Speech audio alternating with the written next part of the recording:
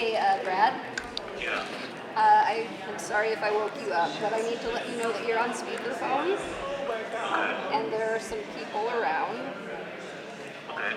I came to school today knowing that I had to be ready for a sub, and I found out the reason for the sub. Okay. I got an award today. Really? Yeah, from a place called the Milken Foundation from California. Congratulations. Thanks, honey.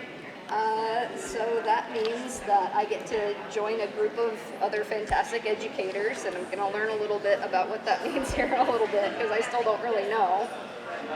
But they also gave me a $25,000 cash prize. No way. Yeah. Isn't that cool? That's crazy. I know. So, yeah, I felt like you needed to know that as soon as I could tell you. And that's why I woke you up. Thanks, you too. I'll tell you more about it when I get home, though, okay?